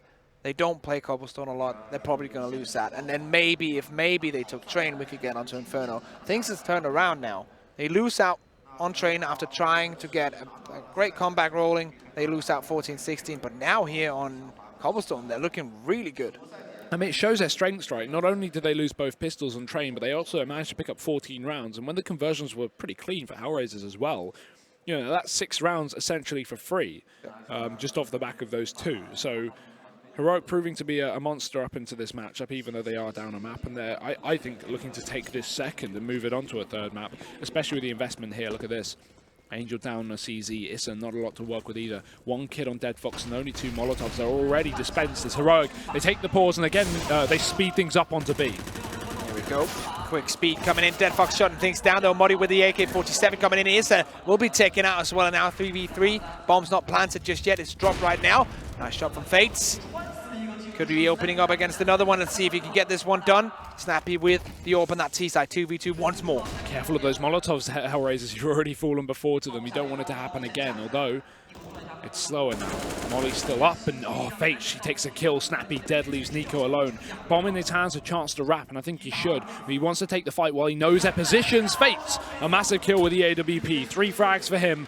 And the round kept and saved for Hellraisers, keeping them in cobblestone. Very important to get Fates on that AWP, and sometimes even worth sacrificing other things to get him on. And we see it here why they do that so many times. 3K coming in, and we talked about it as well, the way that this team changes around the role. Dead Fox also a very prolific AWP player. Yeah. Him not being on it, of course, will shock people a bit, but you just see there why Fates is on that wall. Yeah, I mean, Dead Fox has been off the AWP for a month or 2 now anyway, since I think the first event Hellraisers played with Woxic. Yes. With him on the AWPers, ESG Tour Mykonos, the qualifiers at least. Online, but still. Ooh. Not how you want to start things off if you're Hellraisers. Can he double up though? Oh, Yugi! Hello! He opens up the B site. 2 kills in, and now Heroic, who are looking to play slow, have swept up into the bomb. Snappy, he's going to push up with a Glock. Damage done, but it's going both ways. Yugi and S-Tag are tagged, and Fates looks to finish off the job. He does. Yugi's dead pistol out when he connects the next. There's 2 players left for this T side, but the flanks come in from Molly through the connector. He only found 1, and while Nico is wrapped, both players are low. He could end this here and now. Only 1 shot between him and bringing this to a 3rd map in the series, but he's being wrapped, and Fates will clean up. Again, 4 kills for Fates. He is the reason that Hellraisers are still here on cobblestone. What a round, though, coming in from Heroic. Nico inches away and pretty much just a 50-50 gamble away from winning that one and taking us out just now. But Fates will make sure that this one goes into the next. And you can see the smiles on Heroic, even though they lost that round, the smiles on them because they were able to do so much damage and force Hellraisers into this situation. No one has money. Again, we've talked about it, right? While money won't play as much of an impact as Hellraisers can't afford to lose a round and get reset, for example, still this means these buys are going to be limited. So every time Heroic actually eco and then get rifles in, it's slow and it's bad for Hellraisers. They don't have full weaponry or full equipment. Yeah, when I say no one has money, it's of course they can still afford the M4s. They're still going to be able to have some weapons going into this, but Issa had no utility whatsoever. Dead Fox and Zero are going to be on these FAMASes, and compared to what Heroic have, that's going to be terrible. That's going to be something that could bring them problems, but individual qualities still exist and still remain on this Hellraiser sides. So even though they're a bit behind on the money game, a bit behind on the equipment, they're still able to get these frags. Money has already gone down. Heroic still with some utility to go there. We do see 3 smokes and 4 flashbangs, so when they execute, that's going to be enough. Yeah, Fate's being a great example of that individual prowess. 24 kills right now. Angel, the fragging IGL, or at least how he's usually known, is currently sitting on 8, so not having the best of games. And that's an unfortunate start for him, as Hellraisers are fighting up against elimination down towards his 3rd map. Yeah, not what you want to see, especially when you only have 2 left for Heroic, but they'll fall on back after that blunder. Yugi's here, ready and waiting to get this execute going, so pretty sure that Now Mist Smoke was going to be the bait. Doesn't really bait a lot, as they are now setting up towards this B-bomb. So Yugi was ready and waiting, and here we go. Issa also. Playing close, Snappy flash, but he's flashed by his teammate. Nico's dead as well, there's no trade. Oh, that's unfortunate for Heroic, as now Hellraisers are looking to take this round by storm and keep players alive, something they've been struggling to do even in the rounds they have managed to take. Dead Fox misses a shot with the flash going through, but 2 players pushing up are forced to go for the plant. Somehow the bomb goes down. I have no idea how Heroic are able to get that, and it's Yugi again on the plateau, low, but he's hitting heads, and S-Tags followed up as well. No way Hellraisers are losing players here. This is their round to take in a 5v2, but now it's down to a 2-on-1. Yugi left to step up. He's not got a lot of options left, and Angel's beginning to wrap the right side. It's Dead Fox to close. So while Hellraisers take it, it gets far too close, Risk. Once again, it gets far too close. Heroic only inches away from taking home these rounds, and Yugi doing work here in a situation where he shouldn't be able to get much out of it. He still gets a couple of frags, as we do have 15 to 12 scoreline. Yugi's on 28 frags right now. Fate's also showing the colors, as we do see the colors of Cobblestone here. Yugi, he is just wrecking right now. Yeah, look at that ADR in the first, total damage in the first half. 2,700, I think it was. That is insane. That's a lot of damage. Heroic, though, back to pistols, and this is the issue, right? When we get late into the game, Heroic, every buy comes up with an eco past it. Unless you get the bomb down and damage done, you're not going to fully invest. So they've got pistols here, they've got rifles next time. And that means Hellraisers only need to pick up a couple more rifles before this is overtime. And that was why, like, when we came back after this boss, I was saying I still needed to see Heroic win a convincing buy round. They did one round, yes, they have won, but it didn't look that convincing. And that's the problem here, because every single time they lose, as you say, they get forced into pistols. But let's see if these pistols can work it out. Yeah, into the drop down they go, but noise has been made, and Hellraisers know what's going to be up for this T side. Angel, quick kill, but Nico attempts to dart out. The issue is he has the bomb and it gets dropped. Snappy retrieves it, plus an M4, but this is already rotated in. He knows he's inside the connector, and Dead Fox has spotted him. Rightful out, reload in, and there's your death. Issa takes a free kill. That's unfortunate for Snappy, but you can't blame him for going for that reload. Hellraisers 13 rounds in. This is what we said, Risk. There's only one buy, then they take 14, and then Heroic have to force. This is the buy for Heroic to bring us onto map 3. If they don't get this, they're going to be on, well, they're going to have loss bonus, of course, but they're not going to be able to get anything as good as this coming into that last round. Bomb plant is required here if they want to buy next round. Yeah. This is a tense moment, and rightly so. Hellraisers will be calling that timeout. As we do see, as per usual, Jonta giving his feedback, the last piece of information to this team, so they can complete their task here and get this comeback rolling. Fate seems to be very vocal. That's something I've noticed in a lot of these tactical pauses, as he was just there. He has been in prior rounds as well. So obviously, him joining this team very recently, maybe he's got a lot to add in terms of just any kind of input, any kind of feedback into setups, for example. He's been performing out of this world individually without AWP, which is nice to see. But he might also just be very happy that he can actually communicate with his team. Compared to the fact that he was stuck in a Chinese team for a bit, where one Russian, 2 Chinese, and 1 something else. Yeah, that's very hard for Fate to have an opinion and be able to voice that. So I do think, jokes aside, that you're very right in this. I think that he has a lot to bring. The Tai Lu problem, we call it from now on, I think. It's Heroic. The Bented prison. The Bented prison. No, that's just Tai Lu. Heroic, buy in. 3 players outside of B once again. It's early setup, but no real aggression. They hold default, and that's for Hellraisers to play aggressively, or at least for Heroic to wait for it. However, we shouldn't see that from Hellraisers. They've been playing towards the sites, and it's been working out. We haven't actually seen any pushing on the CT side at all, and so there's no point to change things when it's working out so wonderfully for the CT side. See right now, set up. 1 connector. That's Angel. He's being that anchor point, that wingman who can rotate off. As there are now 3 players on that A bomb site. That's not very good at all. Seeing that Heroic are grouping up, Issa holding almost onto the back of the doors into that connector. Dead Fox rotating back towards the side. Now we are once again seeing 2 players on the side, but is it too late? Fast push from Heroic. Molotov's down. Hellraisers have money to go for this utility, and it's paying off at least now, but they need to get kills. That's the most important factor. Yugi, he's been a monster, not only in this game, but also on the plateau on the T side. Any gun in his hand, he can do the damage. It's a flash, smoke down, wall of smokes, an S-tag first kill. Deadfox dead on the site, and it's a close on the rock, but it's more kills coming in for this T side. Traded one back from Angel, and still this flank from mid in Modi.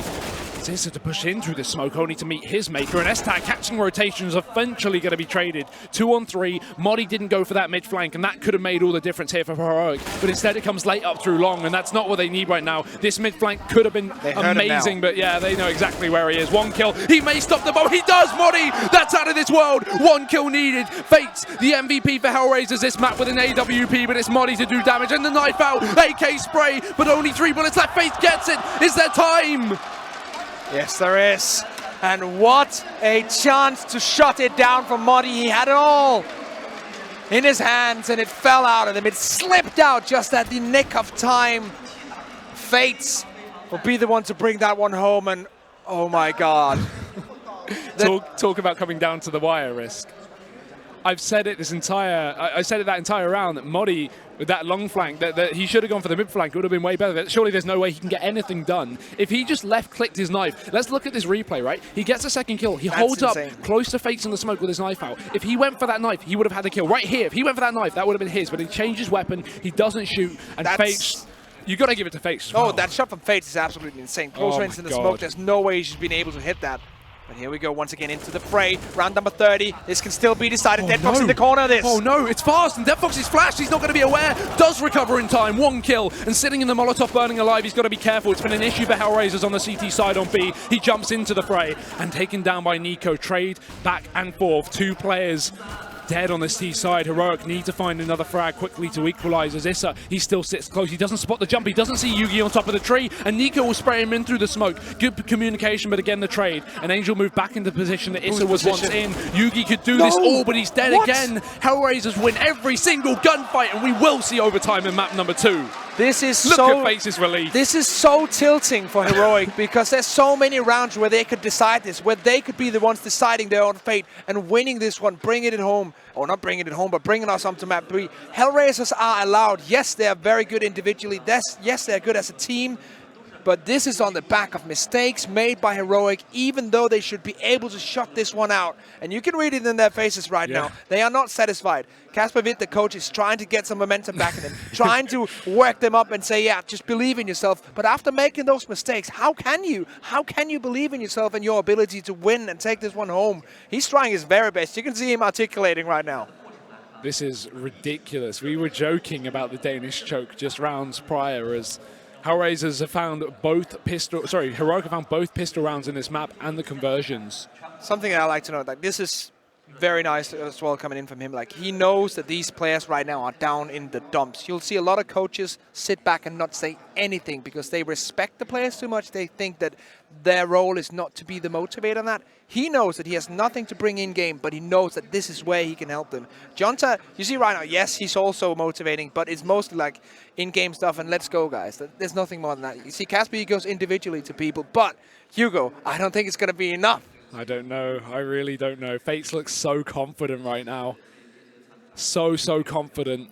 And I barely blame him. He has pulled 3 rounds off, essentially solo on this B site. A 3K, an anti-eco 4K where Heroic could have closed it out when they were already on 15. And then that 1v1 clutch versus Modi on the long flank. I thought that game was over. I thought Modi would have won that after the first 2 kills. But Fates, he is just performing amazing. Yeah.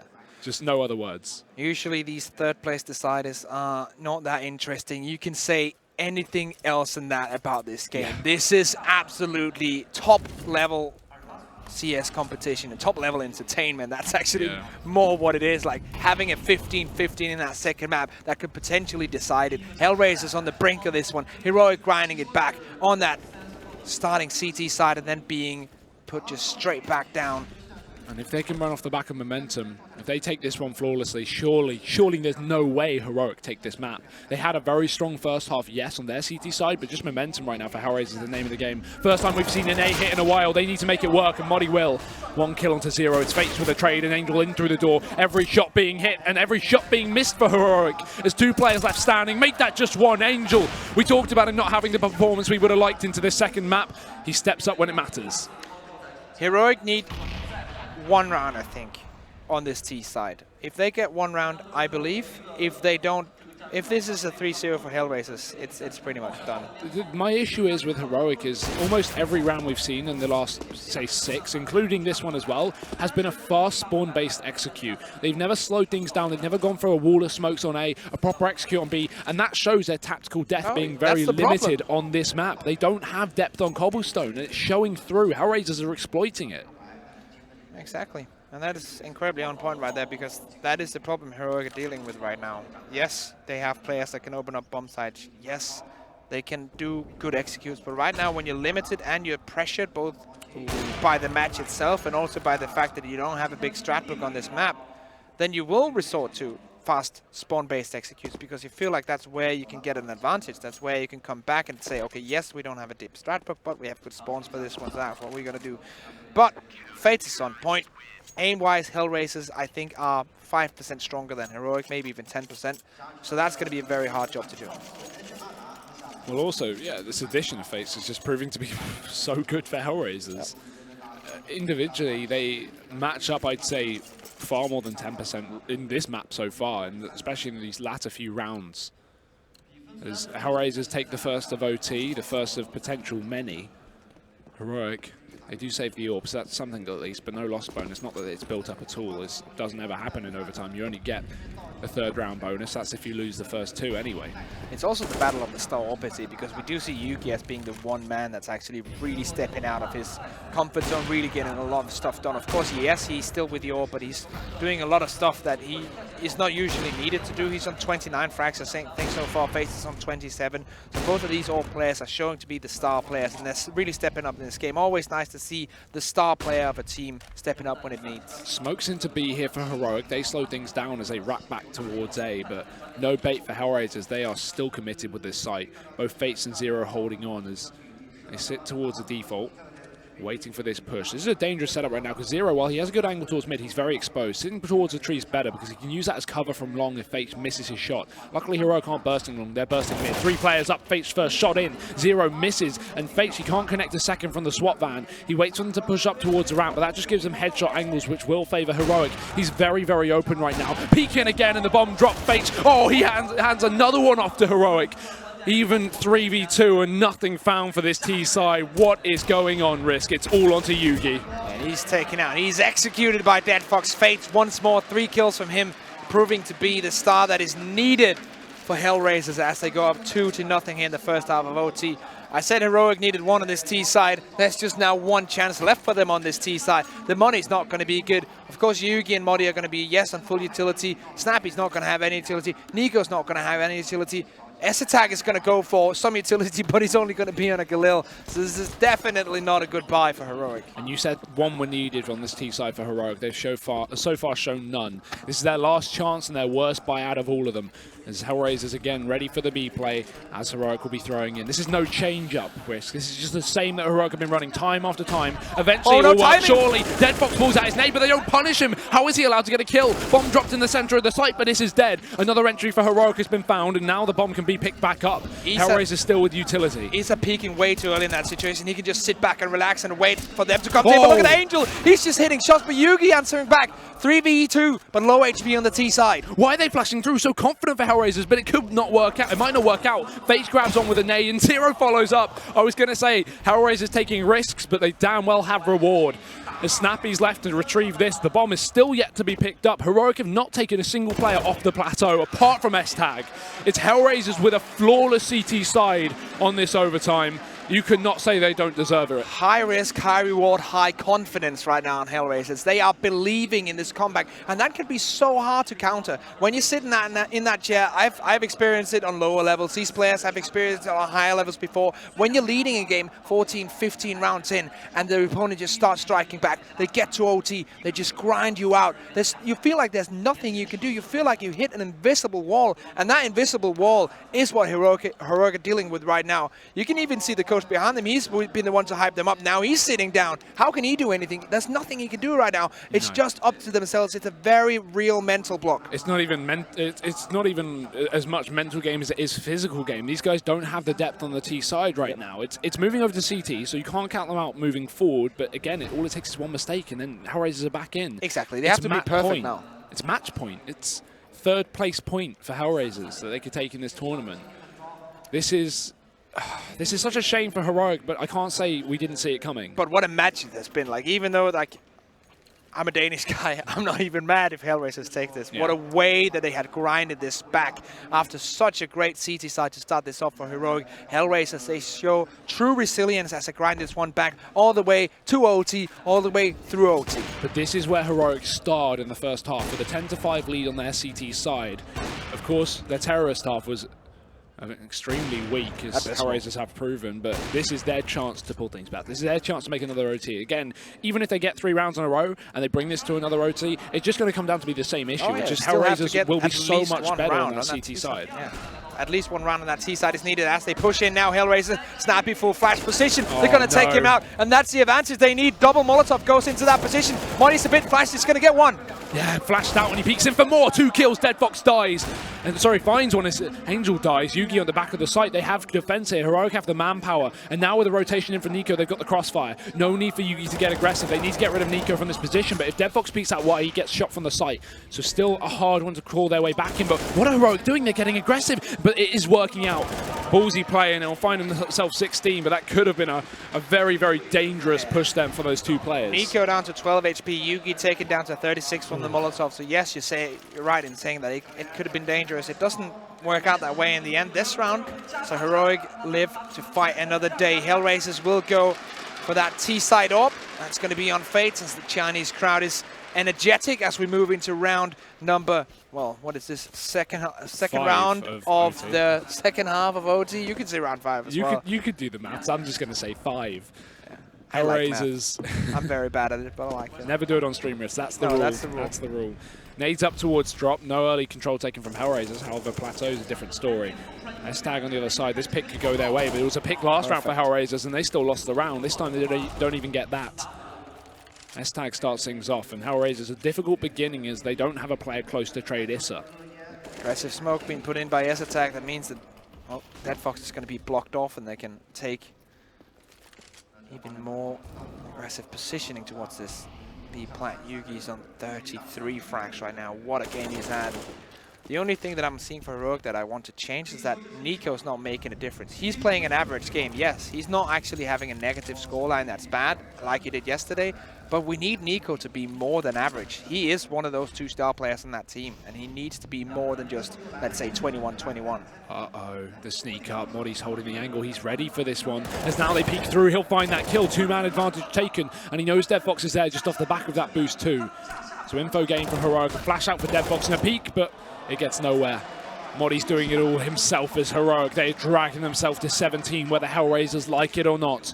Limited weapons, limited utility, and the same with time as these Ts begin to push up towards B. Triple stack. Back and forth is the story of this game as they're setting up for smokes right now.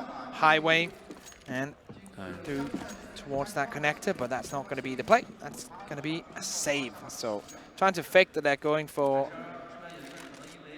the B play. In the meanwhile, they're actually just going to be saving, and Snappy's already pushed up into an aggressive position, and they are going to be hunting these 2 weapons. They know what big difference that can make.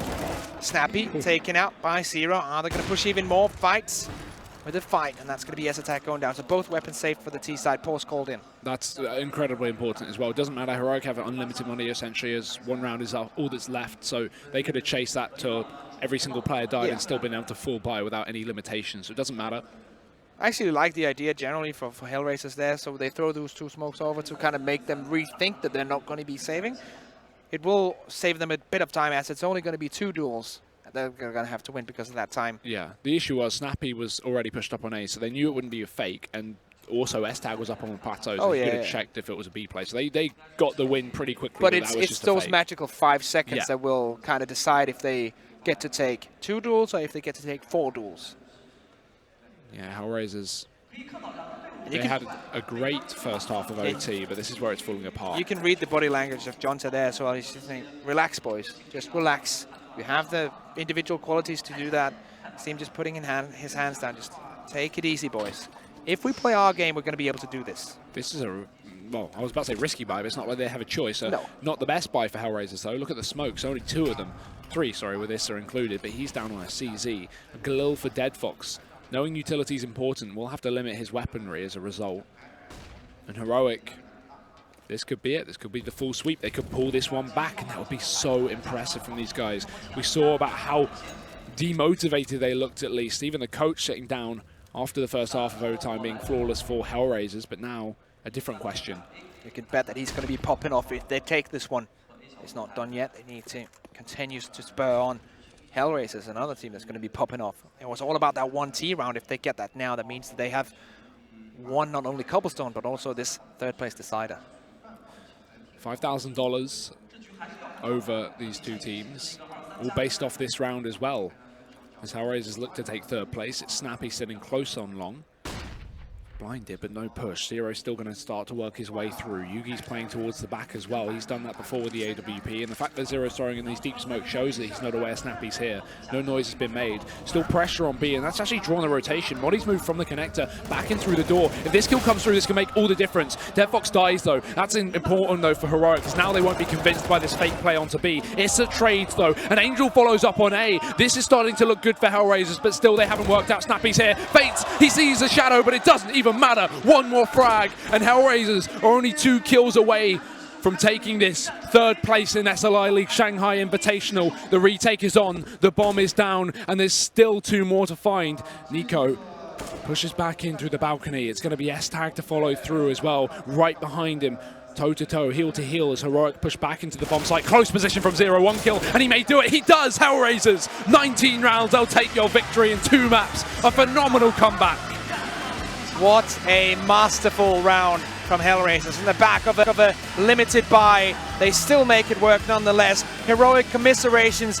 That grind in 2nd half of OT was very impressive, but it was not enough. And once more, the Danish team is forced to not get any medals, to not get any prize. Well, they will get 10K, but they don't really care about that. They care about winning games, and this one was not won. Just such an impressive performance from Hellraisers as well. They through and through showed resilience throughout this entire event. They had upsets, they had ups, they had downs, and this really is an up, taking this in 2 maps. We were joking around about how Heroic, a team known to throw away round leads. They were, what, 14-7, 14-8, and Hellraisers brought it all the way back. That was a match that never really should have gone the way of Hellraisers, or at least not that map. We should have seen Inferno, and if we did, that could have been Heroics to take. Definitely, but this is what we have in front of us. We do have Hellraisers ending up on this 3rd place. Heroic will be demoted to 4th. $15,000 will be going straight into the bank of the Hellraisers, who will be looking to add on to that in the next coming months, where of course Zero, who played this tournament, is not going to be on the lineup anymore. He has been replaced by Woxic, who couldn't be here due to visa issues. So they're going to be with Woxic in the lineup. Add so much more firepower than what we've seen here. Very interesting team to follow. The fact that they can come 3rd place in this event as well, with not only a stand-in, but also a new player who only joined this active roster 2 weeks ago. Not even like a situation like Issa or Woxic, who have played for a couple of months but haven't been officially signed. Fates literally got back from China a couple of weeks ago. Now he's back here winning events, or at least coming 3rd. And that was a bigger surprise for me. When I saw Fates get picked up by this roster, I went, why? I was like, this guy hasn't played in Europe for months. He might not be practiced, he might not be ready, and it's a very weird pickup, I'd say. Hellraisers is a team that's done that, at least with Dead Fox kind of coming into this roster, a year or 2 ago.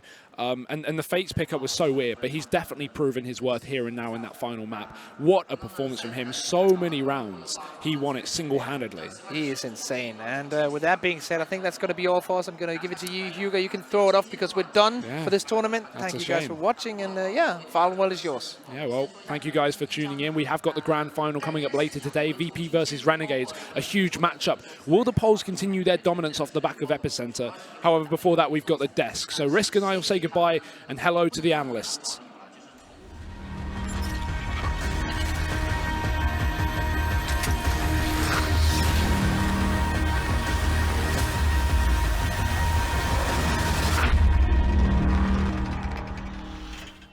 CS.Money, a new service for trading your skins. Tired of all the skins piling up in your inventory? With CS.Money, trading got faster and safer than ever. Now you can just sign in to our website, choose the skins from your inventory and those you want to get from a broad variety. Confirm the trade and rejoice in your new skins. CS.Money, the best service for trading your skins. E-gaming bets, online betting for every esports fan. Dota 2 and Hearthstone, CSGO and Overwatch, StarCraft 2, the choice is yours. Express bets for multiple matches or live bets on the game you are watching right now. Know your way around Dota 2? Make a prediction for picks and bans. Playing CSGO? Guess the number of rounds in a certain match.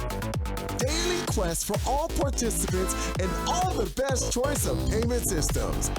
More than 600,000 users have already made their bets on the spectacular matches since 2011. EGB.com. You know for sure who's gonna win.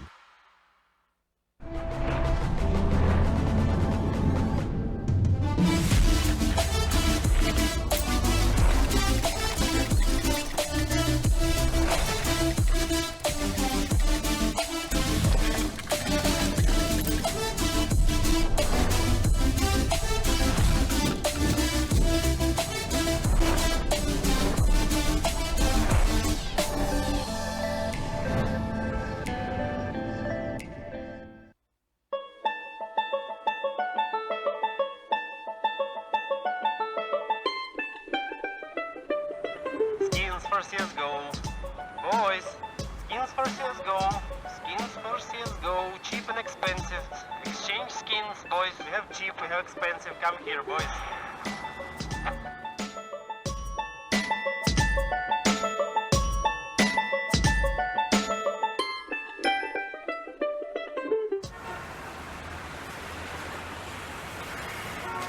Skins for CSGO. Skins for CSGO. Skins for CSGO. Do not risk. Exchange in 3 clicks. Fast, profitable, safely.